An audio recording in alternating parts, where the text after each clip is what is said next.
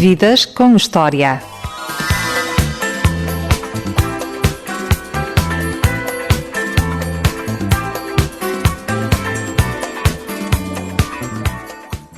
Marlene Vieira é uma inspiração para muitas mulheres. Chefe de cozinha de excelência, que desafiou a sociedade, mostrando que a cozinha profissional também é um mundo de mulheres. Já teve uma granada na cozinha e não teve medo. Ficou conhecida do grande público ao ser jurada do Masterchef Portugal. Os termossos e a broa trazem memórias da avó. Gosta de voltar às raízes. Pode ser a próxima estrela Michelin, mas para já é a minha convidada no Vidas com História. Olá, chefe Marlene. Olá. Essa da granada não tive medo. Tive medo. Tive medo? Isso é mentira. Não tive, claro que tive. Vinha numa saca de batatas, não é, chefe? Sim, de França. Pronto, a partir daí não quis mais batatas de França. Só de Portugal. Só de Portugal. E nunca pensou fazer um prato chamado a granada? A granada, olha, isso era uma boa ideia. Nunca pensei, mas pode nunca ser. se sabe. Nunca se sabe. O que é uma mesa portuguesa? Pois é, o que é uma mesa portuguesa nos tempos de hoje. Sim. Porque já muita coisa mudou, não é? Evoluiu muito. Muito, então. Não é? Antes do 25 de Abril, a mesa portuguesa garantidamente não era farta, pelo menos em grande parte do país. Hoje em dia, graças a muita coisa, hoje em dia as mesas portuguesas já são bem fartas, não é? Bem fartas de tudo, não só coisas que feitas ou produzidas em Portugal, mas também coisas do mundo que se tornaram, que nós temos muita facilidade em adotar rapidamente. Mas uma mesa portuguesa tem essencialmente termossos, marisco, presunto, não é? Coisas fritas, portanto croquetes, rissóis, aquelas coisas que nós conhecemos salgadinhos, não é? E depois também tem um patezinho que as pessoas já se habituaram a ter um patê, seja de sardinha ou seja de fígado de alguma ave, e tem os assados, não é? Os famosos assados, e tem sempre um peixe. Nós somos muito, não é? Muito agarrados à questão do peixe, de todas as formas, desde assado, desde grelhado, desde caldeiradas, cataplanas, por aí fora. E tudo isto faz parte da mesa portuguesa, de norte a sul, portanto acaba por ser... Há coisas muito específicas de cada região, mas quando há uma reunião de família, quando há algumas festividades, há coisas similares, portanto há ingredientes, há produtos, há preparações que estão de norte a sul e ilhas e sempre na mesa. Por isso o Marlene acaba por fazer esse retrato. É a evolução da comida portuguesa. É. O restaurante Marlene, vírgula. Atenção, Marlene, vírgula. Vírgula. Importante, faz a diferença. Faz a diferença. A vírgula vem é uma pausa, não é? É o Marlene, é refletir um bocadinho sobre quem é a Marlene, de onde é que ela vem, o que é que ela nos traz, e depois o vírgula tem a ver com a continuidade de nós nos prepararmos para uma viagem que hoje é de uma maneira e amanhã pode ser de outra, portanto é contada de todas as formas. A viagem da Marlene começou com 12 anos, quando foi ajudar a entregar carne com o pai no restaurante. Sim, começou com 12 anos. Lembra-se desse dia? Muito cedo, lembro-me de estar à porta da cozinha, as portas, nós chamamos a porta do cavalo, não é? É a porta de trás da cozinha, que estava sempre aberta, e por onde entravam os fornecedores, e o meu pai era mais um deles, e que eu fiquei ali estarrecida, muito fascinada com toda aquela movimentação dentro da cozinha, e não sei, fiquei vidrada. É uma sensação de pertencer àquele mundo, de fazermos parte daquele mundo e queremos entrar naquele barco. Então foi essa sensação que eu tive, de eu quero estar ali, não interessa o que é que eu vou fazer, nem quero embarcar e depois... Mas até então não tinha vontade nenhuma de cozinhar? Nenhuma, nunca me tinha despertado. Era uma miúda até que nem comia quase, era muito esquisita na comida, muito esquisita. E hoje eu percebo porque é que era esquisita. E não tinha nenhum interesse, porque eu entrava em vários restaurantes muito típicos, não é? Muito regionais e tradicionais, e nunca me chamava assim muita atenção, porque normalmente era uma grande salganhada, uma confusão tremenda. E aquela visão era muito parecida com aquilo que eu vinha em casa, que era uma senhora de avental ou de bata a cozinhar à frente do fogão. Então isso era o que eu via na minha casa. Não era nada de novo. Quem é que cozinhava na Era a sua minha casa, avó, era a chefe minha, Marlene? era a minha avó. Minha avó. A avó que ia buscar termossos, Sim, tratava sim. deles e vendia-os porta a porta nas feiras. Há a mesma avó que trabalhava desde que o sol nascia até que o sol se punha. Sim, foi com essa avó que cozinhava todos os dias e que nós, de certa forma, fomos guardando memórias ali, mesmo sem contar, ou achando que aquilo não ia servir de nada, e hoje em dia eu vou recuperando um bocadinho dessas memórias e dos cheiros para tentar voltar à infância um bocadinho. Acho que é um exercício, não é? Indo até à sua infância, chefe Marlene, como era a relação com os irmãos? Havia de tudo, não é? Acho que havia zanga, brincadeira, mas havia muita liberdade. Éramos muito. Ainda há dias estava com a minha irmã a falar sobre isso, que a nossa infância nós éramos, de certa forma, largados de. Vai fazer qualquer coisa, desenrasca-te, e porque a minha avó, nós fomos criados com a minha avó, né? Durante o dia passávamos o dia inteiro com ela. Na verdade não era com ela, Era na rua? Era na rua, éramos uns com os outros, e a minha avó a fazer o trabalho dela e nós a fazer porcaria, muitas vezes, não é? A subir a árvores, a roubar fruta, a inventar brinquedos, a inventar brincadeiras, mas tinha de tudo. Claro que havia ali aquela questão de às vezes gritávamos uns com os outros, mas acho que uma infância normal, de muita liberdade de escolha, não é? Nós escolhíamos brincar com aquilo ou com aquilo, ninguém nos impunha nada, ninguém nos proibia de nada.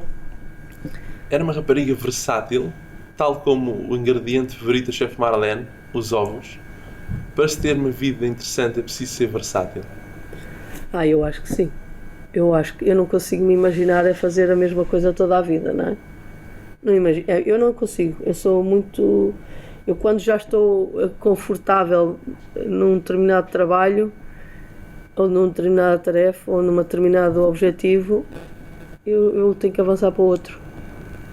Era uma miúda muito curiosa e com muita vontade de fazer coisas diferentes.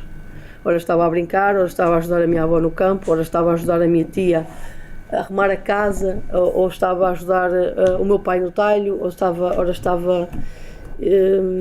sempre tive curiosidade de procurar coisas que me satisfizessem, que me fizessem, que mexessem comigo de alguma forma. Havia coisas que eu à partida não tinha atração. Imagina, o meu avô tinha uma oficina na casa da minha avó, não é? No mesmo terreno. Aquilo não me atraía minimamente. Ir ali descobrir como é que se mexia naquelas coisas. Cuidar dos animais, por exemplo, também era coisa que não me dizia muito.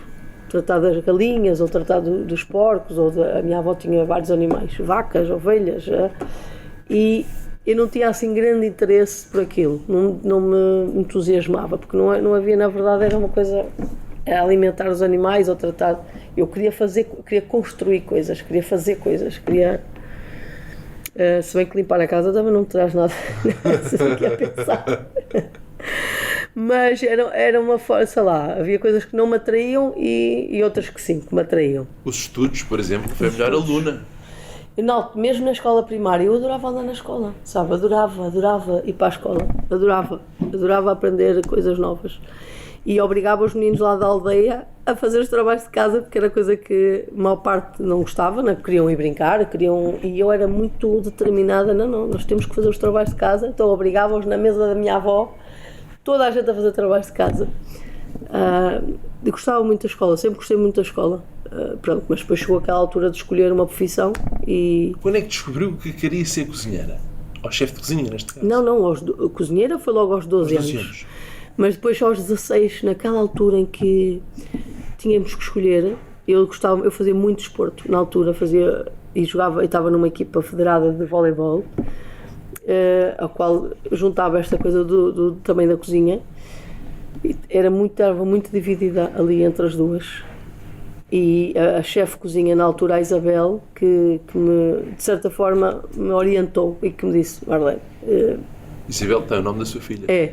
A minha filha chama-se Isabel, muito em honra dela. E o nome da minha mãe está agora? Pronto, então é um nome bem bonito, eu acho. Então ela ela sentou-me e disse: olha, é tudo bem, gostas muito de desporto, mas o que é que tu vais fazer com o desporto? O que é que tu vais conhecer? O que é que tu vais descobrir? O que é que tem ali uma curta duração. Isso não é assim muito. E se tu fosses tipo a melhor jogadora, não és?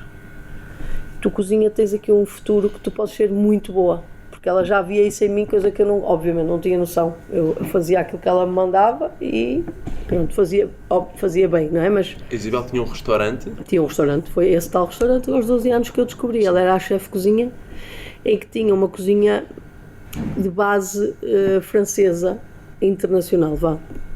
E por isso é que também a forma como ela trabalhava, a forma organizada, a forma metódica com que ela trabalhava, isso também me chamou a atenção, não é? Era quase como uma dança bem sintonizada, bem sincronizada, muito bem, e eu gostei muito daquilo. E então ela, de certa forma, foi que me acompanhou durante a minha adolescência e que serviu de uma melhor amiga mais velha que me soube orientar, de certa forma. Até ser a melhor aluna do ano e ir com uma bolsa para o Porto de estudar cozinha. Sim, na altura fiz o curso durante 3 anos. Nessa altura a escola premiava os melhores alunos com uma bolsa de monitor estagiário, que era o quê? Era trabalhar para o Estado. Era bastante. Que era naquela altura visto como uma coisa, ainda hoje é, não é? Como sendo uma segurança, uma coisa muito boa. Mas para mim não era. Não era algo que eu ia ficar ali muito estagnada a dar aulas. Eu queria ser cozinheira, eu queria viver aquela coisa do cliente, do trabalho, foi por isso que eu me apaixonei. E pronto, fiz essa bolsa durante 1 ano e depois segui o meu caminho como cozinheira profissional. Vários hotéis, várias coisas que fui 4 fazendo. semanas depois do 11 de setembro, decidi ir para Nova Iorque. Não foi 4 semanas, foram uns dias, logo a seguir. Uns dias? Uns 5 ou 6 dias, sim. Foram uns dias. Fui para um restaurante com o nome de bairro Lisboeta, Alfama. Alfama. Como foi essa experiência? Olha, foi uma loucura, não é? Tinha 21 anos, nunca tinha andado de avião na vida. Vou da Maia para... Maia não, na altura eu trabalhava em Vila do Conde, mas sim, vou do 8 para o 80, quer dizer, Nova Iorque já era uma cidade que não dormia, não é? Já era uma cidade que não dormia naquela altura. Andei 2 horas em Nova Iorque, perdida porque eu quis andar perdida. Quis ver a arquitetura, o movimento, só as a ser cores. levada pela própria cidade, a perceber onde é que eu ia, onde é que me levava a cidade.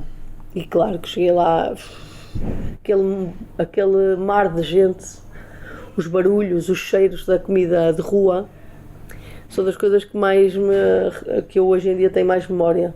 Das multidões, eram multidões de turistas, era o cheiro do metro misturado com o cheiro dos cachorros.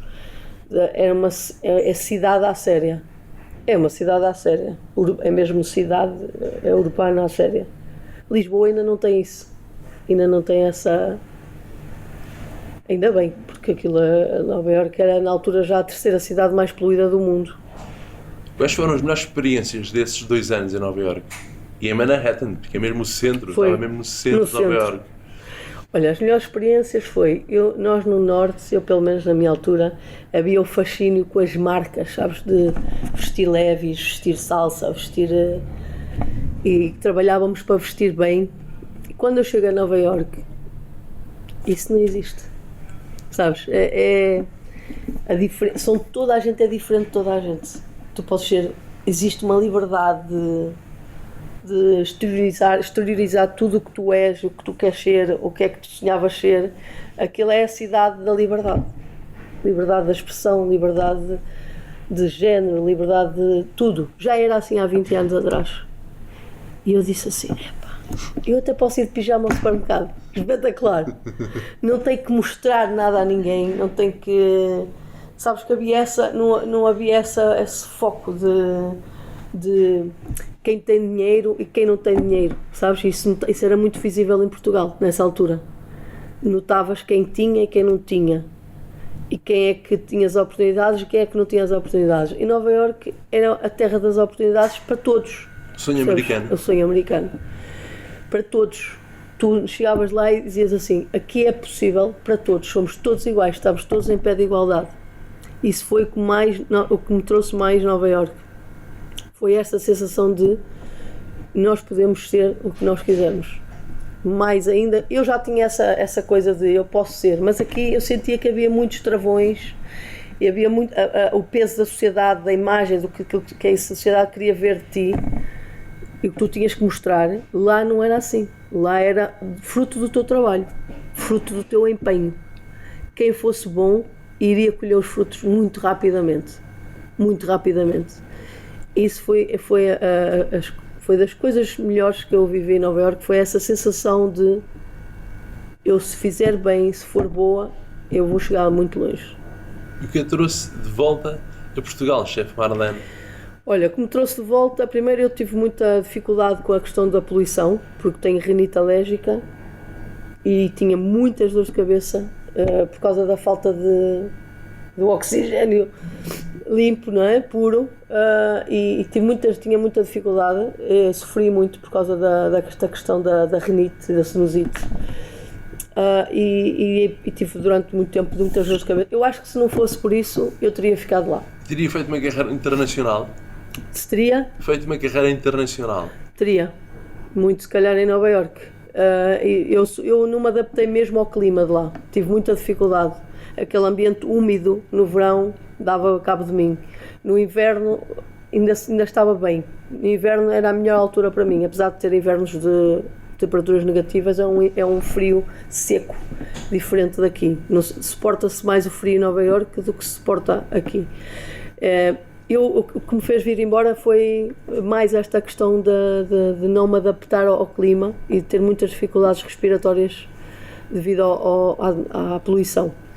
E venho também porque há um convite do chefe com quem eu trabalhava antes de ir para Nova Iorque, que faz a abertura de um hotel novo no Porto, que é o Sheraton, ainda é o Sheraton. Onde conhece o amor da sua vida. Onde conheço o amor da minha vida. Portanto, estava no destino. Já estava destinado. Acredita no destino, chefe Marlene? Acredito no destino. Acredito que se nós aceitarmos às vezes certos desafios, aquilo leva-nos sempre a algum lado. E acho que eu acredito muito na questão do destino. Já tinha que ser. Pronto. Confio muito nisso. Não sei. Cara, é uma tontice, mas... E o amor, é doce ou salgado? Ui! É doce e salgado. É doce e salgado.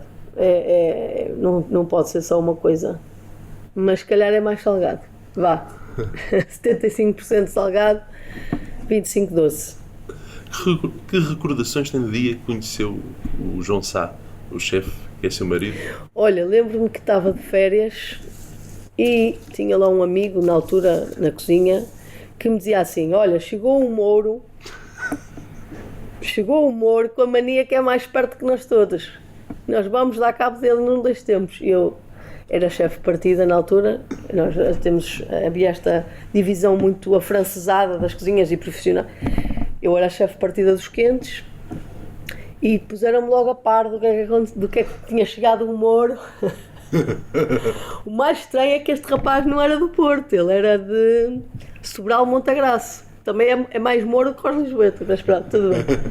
Um Mouro a falar mal do outro Mouro, que disse, olha, ele tem a mania que é muito esperto e não sei o quê, vê lá, se tens que meter já um freio, não sei o quê. E eu disse, tem calma, mas o rapaz acabou de chegar, não sei o quê, calma, deixa o rapaz mostrar o que tem. Isto foi a minha conversa ao telefone. Quando eu chego lá, eu disse, então tu é que és o Mouro? E ele disse, mas sou Mouro porquê? Tu és de Lisboa, não sabes que as malta do Norte tratam os lisboetas por ser Mouro. Pronto, mas como é que te chamas? Diz lá. Fui eu-me apresentar e não sei o quê. Pronto, começámos assim, nada de especial. A questão é que eu à noite ficava, muitas vezes mandava a minha equipa descansar e ficava eu até à 1, 2 da manhã a adiantar serviço para o dia seguinte. E o João dizia-me assim, mas eu não posso ficar contigo. Porque ele estava noutra secção, ele estava nos frios e eu estava nos quentes. E ele queria aprender, ele tinha muita vontade de aprender rapidamente as coisas, não se queria sentir ali o estranho, não é? Vocês têm uma diferença de idade de 5 anos. 5 anos, 5 anos. Então ele durante algum tempo foi ficando ali comigo à noite a fazer, pronto, e houve ali uma proximidade, acabámos por nos conhecer melhor e começou assim. Foi um amor para a vida. Foi um amor para a vida, já estamos acho que já perdi aqui a conta, acho que são 17 anos juntos, qualquer coisa assim. Sim, 17 anos juntos. Temos uma filha de 7 anos. Que é a Isabel. Que é a Isabel. É difícil conciliar a vida de chefe com a vida familiar? É difícil. Como eu acho que a maior parte das profissões também tem o seu, não é? Temos a sensação que passamos a vida a correr, não é? Leva à escola, vai buscar à escola. Sim, mas nós temos um trabalho que está muito associado ao trabalho à noite, não é? De jantares. E claro que tem que ser muito trabalhado aqui entre família, que inclui os avós. E já teve que haver amigos aqui no meio, a ajudar-nos também. E muitas vezes é entre nós os dois, que abdicamos de estar junto às nossas equipas à noite. Já acontece. É quase dia sim, dia não, fica ele. Formamos as equipas há um responsável, não é, na nossa ausência da cozinha, há sempre um subchefe ou um chefe que fica de certa forma a fazer as nossas tarefas. Claro que não é a mesma coisa, porque as pessoas vêm aos restaurantes para nos ver, não é? Para nos verem, para estar connosco. À mesa, dar uma palavra, claro, falar um bocadinho. Exatamente, mas isso não é possível todos os dias, precisamente porque tenho uma filha. Claro. Mas é só nesse sentido, é difícil, é o que é. E a televisão ajudou a dar reconhecimento público? Trouxe mais investidores ou mais clientes? Trouxe muito mais clientes, investidores não. Investidores não é uma coisa que assiste muito às mulheres, é muito mais para os homens do que para as mulheres. Marlene? Porque isto é um clube masculino ainda, não é? A nossa sociedade é um clube masculino em que os homens sentem-se mais seguros a dar funções de chefia a outros homens do que dar a mulheres. Mas se calhar vocês têm que perguntar mais essas coisas aos homens, porque eles é que vão poder, os grandes investidores, sei lá, estou aqui a falar do grupo Arié, do grupo Platform, de outros grupos até a nível... Porque é que eles nunca contrataram uma mulher-chefe? Porque é que há montes de hotéis 5 estrelas no país em que deve haver 1, 2 chefes executivas? Não consigo perceber porquê. Vocês têm que lhes perguntar porquê. Porque a verdade é que... Não sei se é por causa da questão de serem mães, de ainda estarem fechados muito nessa coisa que as mães é que têm que ficar com os filhos, isso já não é assim. Ainda é um bocadinho, as mães sentem essa obrigação de acompanhar os filhos sempre, toda a infância, quando estão doentes, quando é preciso ir à escola, quando é preciso tratar de alguma coisa relacionada com o filho. Mas dá para conciliar, como concilia. Mas claro que dá para conciliar. Nós somos gestores, nós somos líderes de equipas, nós conseguimos gerir a nossa equipa de modo a delegar tarefas como conseguem os homens líderes, não é? É igual. Mas ainda há esse preconceito, essa ideia errada de que as mulheres não vão ter o tempo nem a dedicação necessária para tomarem conta de um espaço em que eles sejam investidores. É aí que vimos que Portugal ainda está um país atrasado face a outros países, como há pouco falava, Portugal e o mundo. Estados Unidos. O Portugal e o mundo. Isso, a grande maioria dos países isto não acontece. Nós estamos muito, muito atrás, é um facto. Sim, os Estados Unidos é outra... Os Estados Unidos não é? Atenção, há estados nos Estados Unidos em que são mais atrasados que nós, em muitas coisas. O Norte é mais evoluído. O Norte é mais evoluído. Mais sim. Tem ali ideias ainda muito conservadoras, não é? Formas de estar muito conservadoras na forma de viver. Portugal teve a ver com o 25 de Abril, não é? Que houve ali uma série... As mulheres só puderam votar a partir daí, não é? Não podiam fumar, não podiam beber em público, não podiam usar calças, não podiam uma série de coisas, não é? O que é que evolui mais depressa, chefe Marlene? A democracia ou a cozinha portuguesa? Boa pergunta. Boa pergunta. A democracia, há uma falsa democracia, não é? No meu entender, há uma falsa democracia, porque nós temos de estar sempre, sei lá, isto com a pandemia viu-se um bocadinho isso, não é? Ainda há muitas imposições, a pandemia notou-se muito que há uma falsa democracia. Eu acho que a gastronomia portuguesa, como é que eu posso dizer? Hoje em dia está a passar por um processo ainda de mistura,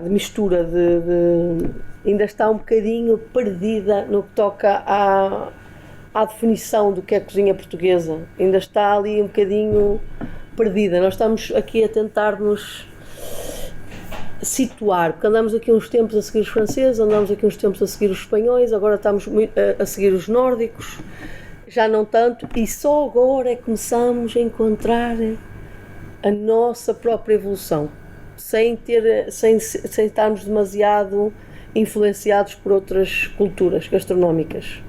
Só agora é que se calhar a democracia evoluiu mais que a gastronomia portuguesa. Pronto, fazendo esta reflexão assim, apesar de não estar naquilo que é o desejável, mas evoluiu mais do que a gastronomia portuguesa. É mais fácil liderar uma equipa de homens ou de mulheres, chefe Marlene? É mais fácil liderar uma equipa mista.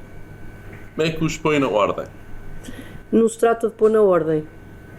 Trata-se deles nos seguirem e seguirem as nossas formas, acreditarem naquilo que é o nosso trabalho. Essa coisa de mandar, de se impor, eu não sou nada de me impor, eu sou de apresentar as minhas bases, a minha forma de trabalhar, os meus valores, e quem quiser estar comigo, está comigo. Quem não quiser estar comigo, segue o caminho por onde acha que é melhor. Eu não sou nada de dar um murro na mesa e dizer é assim e ponto final. Eu gosto de ouvir, gosto de partilhar, e claro que a decisão final é minha, porque sou eu que dou a cara, sou eu que represento aqui, de certa forma, um trabalho. Mas há sempre espaço para conversa, para discutirmos todo o trabalho. Há coisas que fogem aos valores que são da empresa ou os meus próprios valores, e isso nem sequer é... Mas isso tem a ver com a forma que nós apresentamos à pessoa, aos funcionários, às pessoas que trabalham connosco. Tem a ver com a nossa base de trabalho, os nossos valores. Não sou nada de mandar, essa palavra do mandar é uma que eu não gosto. Eu gosto que me orientem, eu acho que essa palavra é mais... Eu gosto de orientar, não gosto de mandar. A Marlene já foi aluna e professora. Já. Gosta mais de aprender ou de ensinar? Gosto mais de ensinar. Já gostei, agora gosto mais de ensinar. O aprender, eu gosto de aprender coisas que não têm nada a ver com a nossa área. Que de certa forma eu trago-as para a minha área. Na televisão, teve a oportunidade de ensinar muitas pessoas com a paixão da cozinha? Sim. Eu acho que é a coisa que mais me fascina. É poder chegar a muita gente, não é? Através da tela, é poder chegar, porque nós temos um trabalho que muitas vezes é mal visto entre as grandes massas, não é? Os chefes servem muito pouca quantidade de comida, a comida, nós não reconhecemos o que está ali, é um bocadinho demistificar isto tudo e dizer às pessoas que não é nada disto que nós fazemos, e a televisão serve para chegar a muita gente, e por isso eu acho importante agora esse nosso papel nas televisões de ajudar as pessoas a terem mais cultura gastronómica. Porque é algo que falta no nosso país. No Masterchef, gastronómica. A Marlene é uma jurada que gosta de ensinar e abrir novos horizontes. É isso mesmo. É o seu papel, não é? É o meu papel, de tentar mostrar que podemos fazer aquilo de várias formas. Não precisamos estar ali fechados numa... A cebolada só se faz assim, ou este peixe só se cozinha assim, ou isto... Eu gosto de pôr a sementinha na cabeça das pessoas que é possível fazer aquilo de 3 formas. Agora, entender o produto que está à nossa frente, olhar e perceber quais são as características daquele produto, se tem mais percentagem de água, se tem menos água, se tem mais fibra, se tem menos fibra, e o que é que nós vamos ali ajudar a... Nós somos os técnicos, não é? Então nós fazemos com que o produto fique mais interessante, ou com uma determinada... Nós controlamos tudo, então tem a ver com aquilo que nós acrescentamos ao produto, com as técnicas que damos ao produto. E é isto que nós tentamos, de certa forma, descomplicar às pessoas. As pessoas acham sempre que é muito complicado cozinhar e fazer coisas assim como nós fazemos. Não é. Essa foi a coisa que eu mais gostei de fazer, foi dizer, olha, isto faz assim por isto, isto e isto. A partir do momento que as pessoas percebem o porquê de se fazer assim, depois conseguem fazer outras coisas a partir dali. É mais importante o produto, a origem do produto ou a técnica de confecção? São as duas. Isto tem muito a ver com o produto e a origem. Ora bem, se for um produto transformado, é uma coisa. Se não for um produto transformado, se vamos a falar de tomate, não é? Mas sabe que depois tudo o que está à volta influencia, não é? As condições meteorológicas, se houve água, se não houve água. Agora, se for um produto, se for um queijo da Serra da Estrela, vá. É um produto que já é uma fórmula, mesmo assim há ali variações de temperatura que podem modificar o prato, o produto. Portanto, se for um produto de quarta, quinta gama, em que nós já sabemos que tem uma certa consistência, e depois a técnica, mas acaba por ser técnica com técnica, não é? Agora, se pegarmos num tomate que não está assim tão bom, e se eu lhe aplicar a técnica certa, vamos torná-lo bom.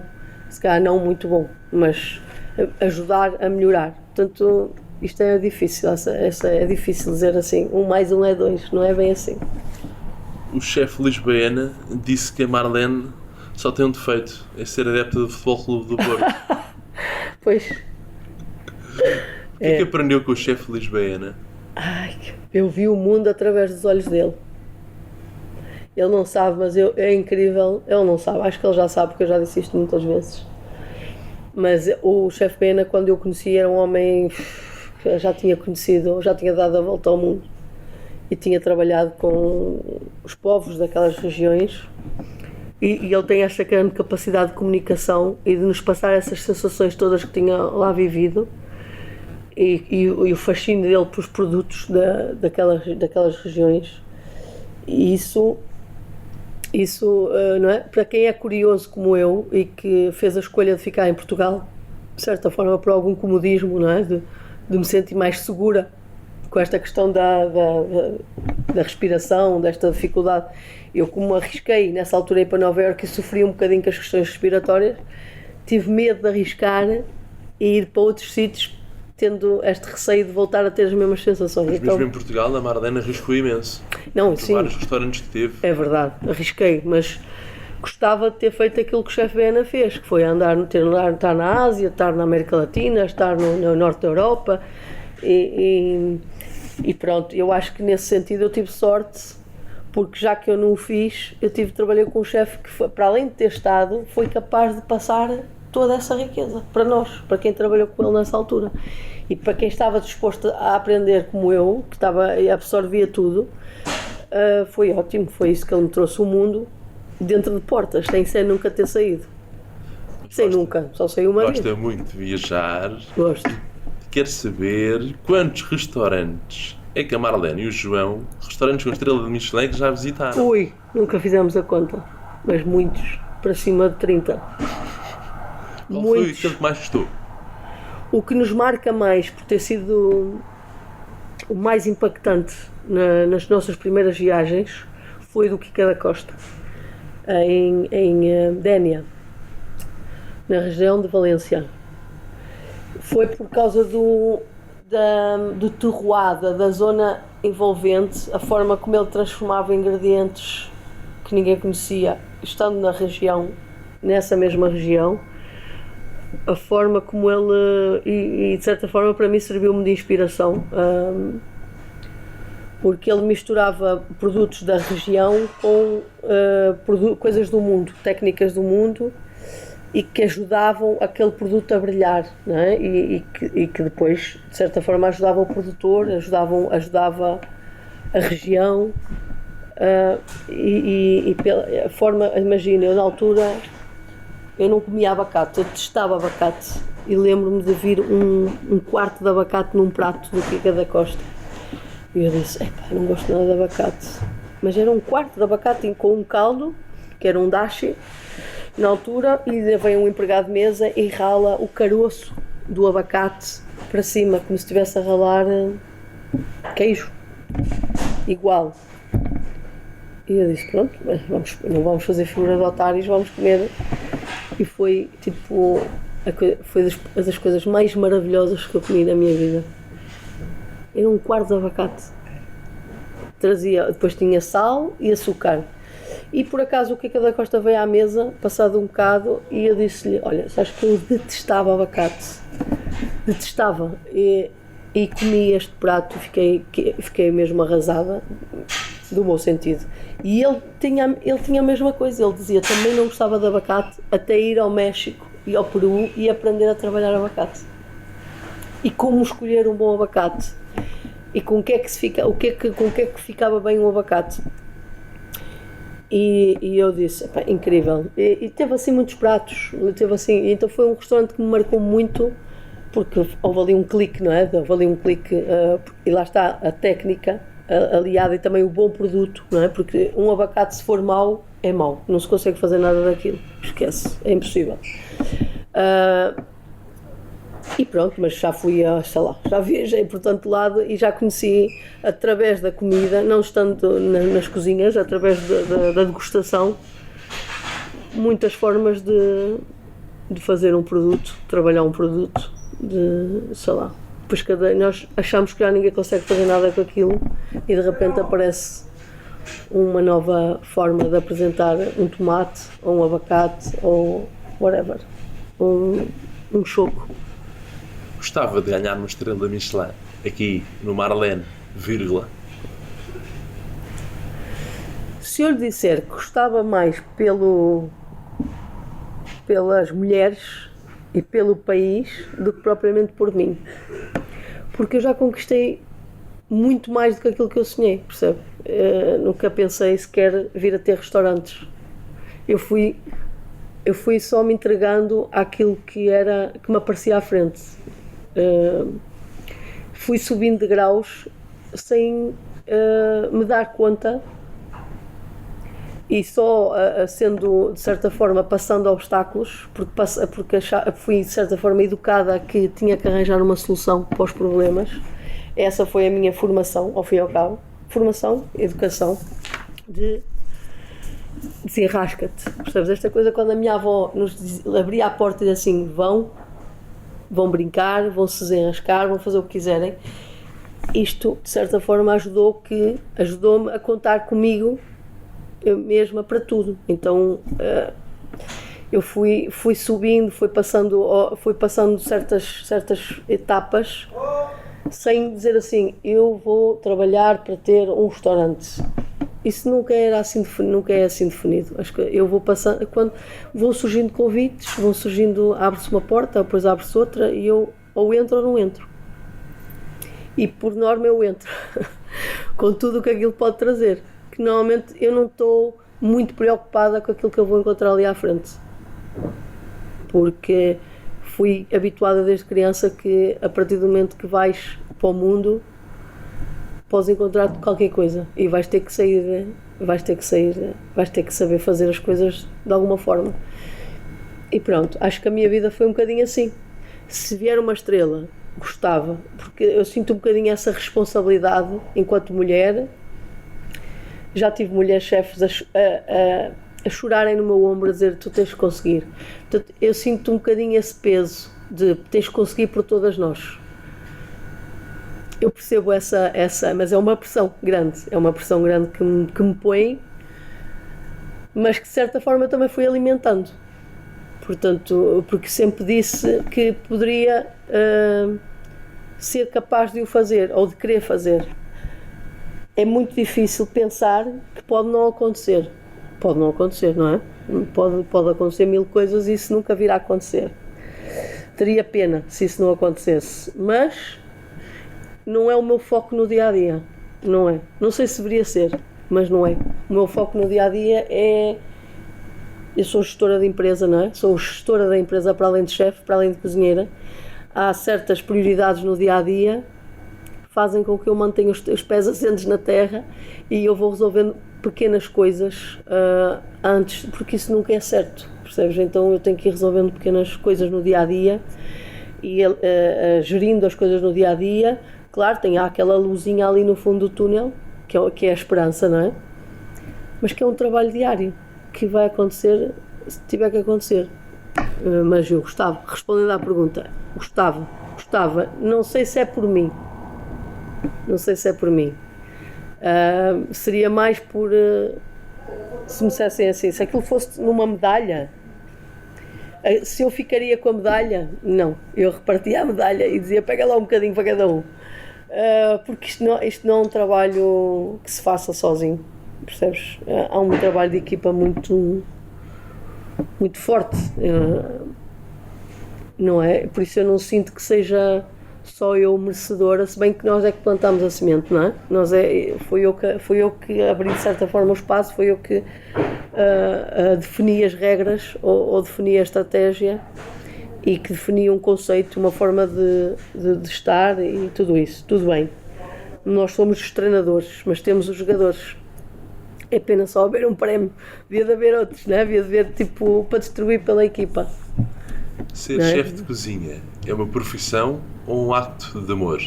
É um ato de amor, não é uma profissão. A profissão é cozinheiro. O ser chefe de cozinha é dar muito mais do que te é pedido. Muito mais. É dedicação total à equipa e aos clientes. É algo que é muito solitário, de certa forma. Alguma vez pensou a desistir? Já. E porquê que vale a pena não desistir? Porque a seguir vai ser para alguma coisa melhor, hein? Alguma coisa que tu diz, valeu a pena.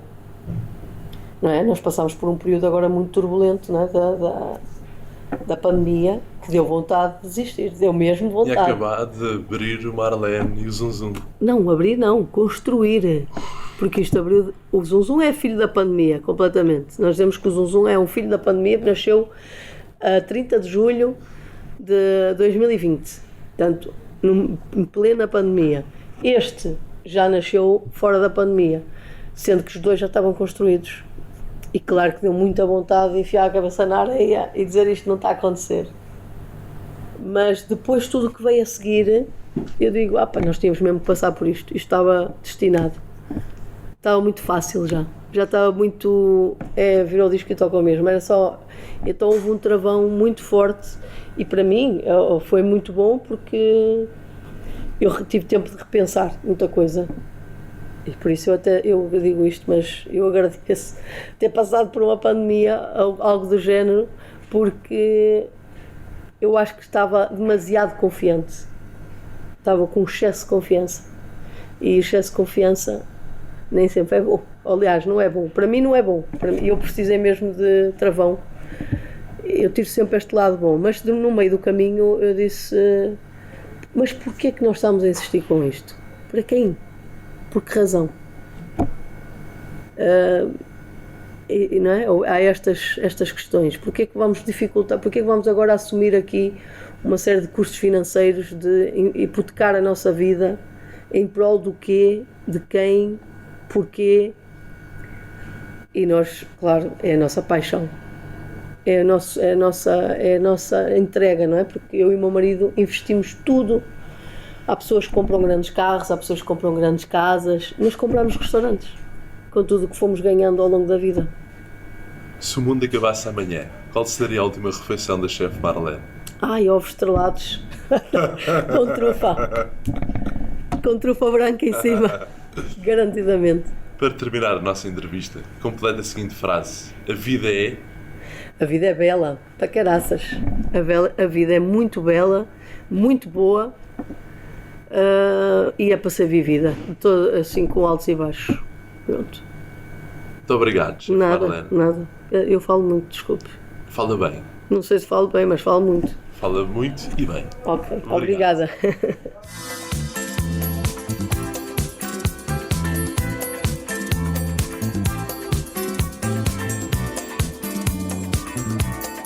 Eu sou o Diogo Marcelino e este foi o Vidas com História. Ouça todos os programas, sempre que quiseres, em vidascomhistoria.pt.